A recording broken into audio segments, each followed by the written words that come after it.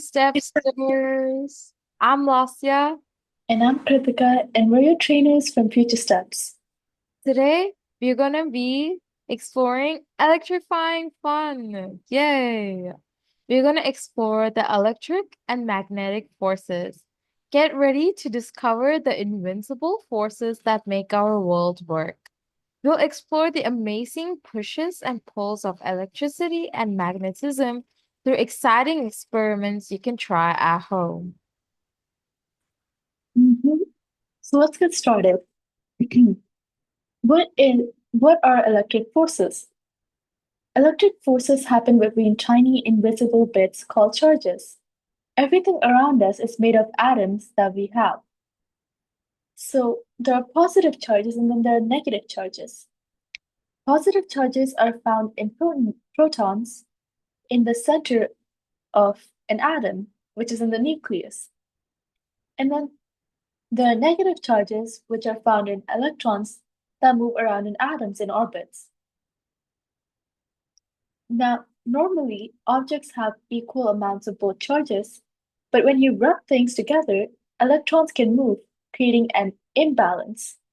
So when you rub a balloon on your hair, electrons move from your hair to the balloon, which makes your hair positively charged, and the balloon negatively charged. And that's how that that happens because electrons can get transferred. So you know how there's an atom that, so if there's an atom, they an atom probably looks like this, right? Where there's a nucleus, and then there is an orbit and another orbit. Oh wow, that was an interesting orbit. An orbit, and then another orbit, and then another orbit, right? So let's say this big orbit is the outer orbit, and we have two,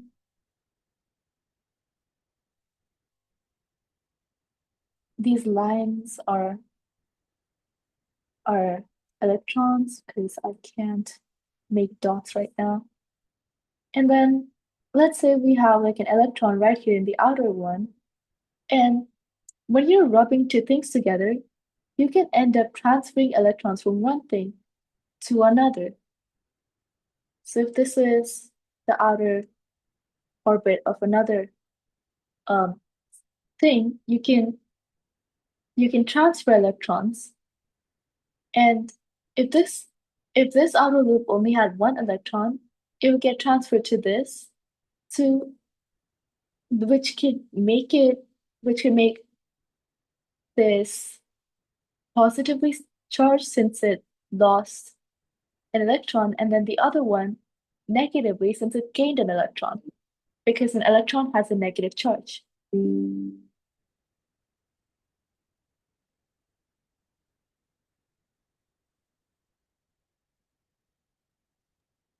Now let's look at electric forces in action. Try these cool experiments at home. Dancing paper bits. So what you need is a balloon and small paper pieces. Firstly, rub a balloon on your hair for 30 seconds. Of course, blow the balloon up and then rub it on your hair. Then hold it over tiny paper pieces and watch them jump onto the balloon. How does this work, you may wonder? Well, the balloon gets a negative charge that attracts the positive charges in the paper, making the small pieces of paper, jump onto the balloon. Another Another experiment you can try is the balloon push. What you need are two balloons and a string. Inflate two balloons and tie strings to them. Rub both the balloons onto your hair and try to bring them closer together. Now, how does this work? Both the balloons get the same charge in this case. So they push against each other and push away from each other. Whereas in the first experiment, the balloon has a negative and the paper has a positive. And since they both have opposite charges, they attract. But in the second experiment, both the balloons have the same charge, making them push each other away since they have the same charge, they repel against each other. Mhm. And the second experiment could look something like this. So if we have them both attached to the same string, and we hold the string from here, let's say, and this is our first balloon, and this is our second balloon, since they're both going to be negatively charged, they're going to be pushing each other away, like how Vasya mentioned. This is just a visual of how it should look like. These two circles are the two balloons. That is one string, and this is where we're holding the string. And this is something that pops up in physics questions and could show up later on. So remembering this concept can make later lessons easier, especially because like I said before, physics builds up on each other, so always remember things from your previous lesson. Okay, so now let's talk about magnetic forces. So what are magnetic forces? Magnetic forces are special forces that pushes and pulls created that are special pushes or pulls that are created by magnets. And I'm pretty sure a lot of you guys have heard about magnets, and I'm pretty sure you guys have magnets at home, right? So you guys can do quite a lot of experiments with magnets that we will probably mention later on. So unlike electric forces that work on charges, magnetic forces work on certain metals and other magnets. Every magnet has two ends called poles. One is the North Pole and the other is the South Pole. You know, it's like the Earth that has the North Pole and the South Pole. You could also think about that. They're on total opposite sides, so they never meet. And that's where magnetism also comes in with the shape of our Earth and how our Earth works. But that is good. That is a little more complicated than what we're going to be talking about right now. So magnets can attract, which means pull, iron, nickel, and cobalt, but magnets cannot attract things like plastic, wood, or aluminum. That's surprising, isn't it? Aluminum, too. The Earth is like a giant magnet with the North and South Pole. Oh, we are talking about it. Interesting. But we won't go more in depth. We're just going to talk about how Earth represents a magnet. That's what, and because Earth is like a giant magnet, that is why compass needles always point north. So if you've noticed, a compass always looks upward, right? So there's the north and then the south, and there's always an arrow to the north. It's always going to be like that. Even in maps, that's how we draw our directions and our directional things that's because our Earth is like a giant magnet, so it has a north and a south pole. Now, where do we use magnets, or where can we use magnets? So we have refrigerator magnets. So I'm pretty sure you guys travel around and you end up buying a couple magnets. So, like for example, I went to Chicago earlier and I bought a Chicago magnet and I put that on my refrigerator. So those are some things that people use magnets for. And then magnets can also be used to make compasses for navigation. So you might be wondering how in the world does a compass work, right? Now, like we mentioned earlier, the Earth is like a magnet with its north and south pole. So using this, people developed a compass that always points north and will probably, if you look at a compass on your phone, it's going to show a negative or the direction, which is because it's going away from north. And then we have magnet trains that float.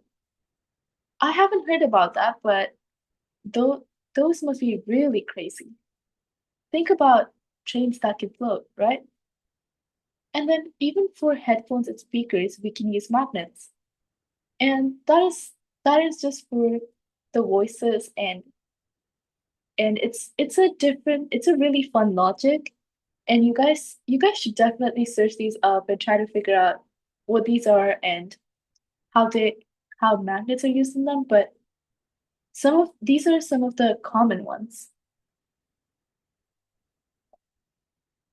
Now let's look at the pulling power. So these are magnetic forces in action. Paperclip chain experiments. The materials you'll be needing are a strong magnet and some paper clips. Firstly, hold a magnet near a paper clip. The paper clip will stick to the magnet. Touch another paper clip to the first one and see how long of a chain you can make. The magnet turns each paper clip into a temporary magnet. A second experiment is pushing magnets experiment. The materials you would be needing are two-bar magnets. Try to push north poles together and try to push a north and a south pole together. Notice the difference in force. North and north poles repel or push each other away, while north and south poles attract and pull each other together. These are similar to the experiments we looked before, where we saw how through magnetism, the north and north are like the similar, how like the balloon was a negative charge and the paper was positive charge. So they attracted to each other, and that's how north and south poles, which are opposites, attract to each other, and how a balloon which is a negatively charged is repelling with another balloon which is also negatively charged, and that's similar to how north and north poles repel each other, pushing each other away. Mhm. And that is also one way electric and magnetic forces are similar because charges and poles are pretty similar to each other. Now let's talk about invisible superpowers or fields. Even though we can't see them, both electric charges and magnets create invisible bubbles of force around them called fields. So there's a magnetic field, which is an invisible area that surrounds magnets. This the field lines the field lines always flow from the north pole to the south pole of a magnet. And then there's also an electric field, which is also an invisible area that surrounds charged objects. So the closer you get to the charged object, the stronger the field becomes. And it's also the same for a magnet. The closer you get to the field lines, the stronger you feel the magnet. So think of the fields like the smell of a magnet or charge. Even if you can't see the magnet, you can feel its pull if you're in its field. And fields aren't only for electric and magnetic, but they're also for gravitational forces, which is a really basic force. And that's probably something people learn about before these, but we're going to talk about these. And gravitation is almost the same as electric. Even the force calculations happen the same way. So it's not very different. It's a simpler version. Now, finally, we're going to talk about the rules of attraction and repulsion. We've already covered this before through the experiments, but let's take a deeper look and a direct view about the rules of attraction and repulsion. So we have the electric charges. This is when opposite charges attract. Positive and negative pull together, and like charges repel. So positive and positive or negative and negative push each other apart. This is also true for the magnetic poles too, but in this case, we have the north and south instead of positive and negative. So opposite poles attract. North and south pull each other together, and like poles repel. So north and north or south and south push each other apart. So the big rule here is that opposites attract and likes repel. Yep. And now let's talk about the amazing connection, which is electromagnetism. And electromagnetism is really cool. So, why is it cool? Is because electricity and magnetism are actually connected. And scientists discovered that electricity can create magnetism. Isn't that crazy? That is an insane thing. So, when electric charges move, creating current, they make a magnetic field around them. So some real-world examples would be for example, electromagnets, which are magnets you can turn on and off using electricity. So these magnets are used in junkyard cranes and pretty much in um, mostly in junkyards, and some people also use it for their own personal use. And it's crazy, but you can make an electromagnet at home too. And then there are also electric motors where you use electricity to create spinning motions. Like, for example, there are fans and then some toys, and these are used in many other things, like to spin wheels and all of that. So our cars use electric motors. Some cars use electric motors because many cars use fuel, so that's also electric, but except we don't use electricity for that one. We use fuel as our generating um thing. And then we have generators. So these use magnets to create electricity. See now how we said electricity can create magnetism? Guess what?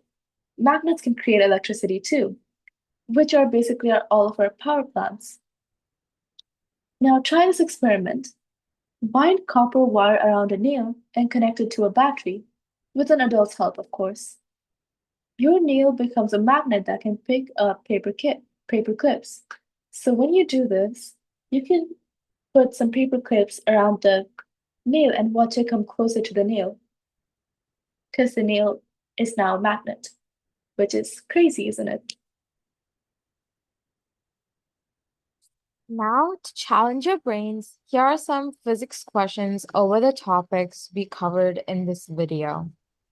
Number one, electric force question. You rub a balloon on your hair. What kind of force makes your hair stand up? A, gravity, B, electric force, C, magnetic force, or D, wind? Let's give you guys 5 seconds for this. 5, 4, 3, 2, and 1, and 0. Okay, so the timer's up. So the answer is B, electric force, which is static electricity. So the balloon and hair exchange electrons like we talked about earlier, creating opposite charges that attract. Now moving on to the second question, magnetic attraction question. Which of these will a magnet most likely attract? A wooden pencil, B, a plastic ruler, C, an iron paper clip, or D, a glass marble? You'll get 5 seconds to answer this.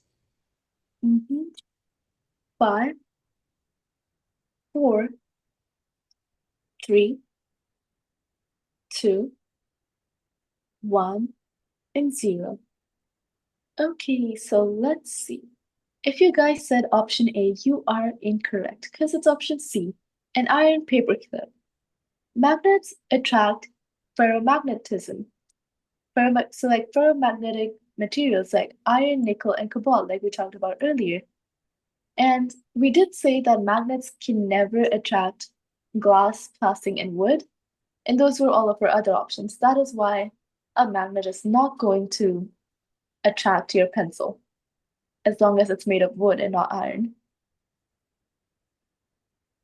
Okay, question number 3, the last question. Let's go. Pole interaction question. If you have two magnets and you put their north poles together, what will happen? A, they will attract. B, they will repel. C, nothing will happen. Or D, they will glow. Okay, 5 seconds again then. Five, four, three, two, one, and zero. Okay, if you said they will repel, you are correct. They will repel because remember the big rule was opposites attract and likes repel. North and north or south and south will always repel or push away from each other. On the other hand, if it was like north and south or south and north, it's the same thing, then they will attract because remember, opposites always attract. And if you guys did say they will glow, that is an interesting way of thinking. And I want to see how, if you guys really want to make them glow, you guys could definitely use some electricity and make your own project. I will say, use an adult's help. Don't do this all alone. Okay, so now that, let's see, we have our conclusion. You're a force of nature. So what we've learned so far is electric forces work between charges. So we have a positive charge and a negative charge. Magnetic forces work between poles, north and south poles. Both have invisible fields around them. Both follow the rule opposites attract, likes repel. And then electricity and magnetism are connected, which we call electromagnetism in the physics world. So keep exploring. Look for these amazing forces in your everyday life and try new experiments to learn more. Now, we have a challenge for you because, of course, you cannot leave without a challenge, right? So, can you find 5 things in your house that use magnets or electric forces? How do they work? So, 5 things in total. You don't have to find 5 magnets and 5 electric forces because that would be too much. So, comment down the answer to this question and also comment down how well you did on the mini physics questionnaire we had. Also, we also talked about how remember opposites attract and likes repel. That's one of the main things, and you will be using this later on in physics for more complicated things, which I'm saying complicated right now, but by the time you get there, you're probably gonna think it's easy, so don't worry about that. So that's what we have for you today. Comment down your answers, any questions, concerns, how well you did on the quiz. And if you have any video requests or anything at all, we do look at our comments, so don't worry. Spill all the beans. We're there for you. That's all we have for you today. See you in our next video then. Goodbye. See you in our next video, Stepsters. Bye.